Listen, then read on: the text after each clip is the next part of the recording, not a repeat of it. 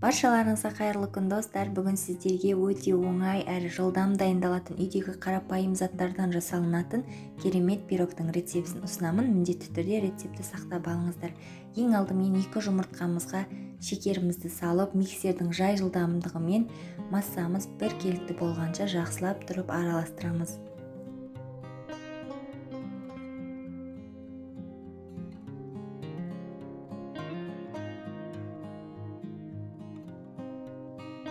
Жұмыртқа мен шекерімізді жақсылап араластырып болғаннан соң бөлме температурасында тұрған айранымызды қосып, тағы да жақсылап миксерлейміз. Міндетті түрде айран бөлме температурасында тұруы қажет.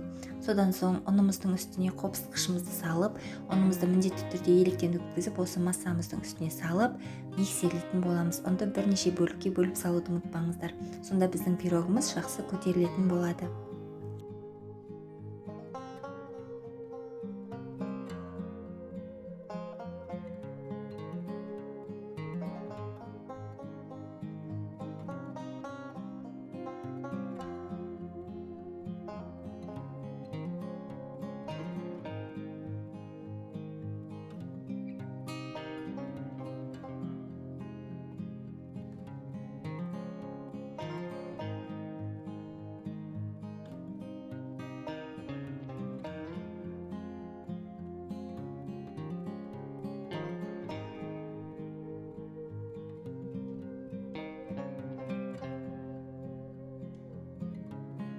Біздің массамыз дайын болды. Осы видеодағыдай қоюлықта болуы қажет. Енді осындай арнайы формамызға саламыз. Менде фольга қағазы болмағандықтан пергамент қағазын қолданып жатырмын.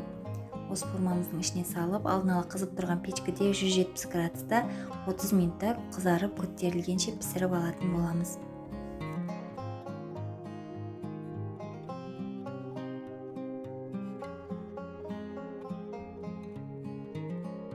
Достар, көріп тұрғандарыңыздай біздің пирогымыз дайын болды. Көтеріліп, өте жұмсақ болып шықты.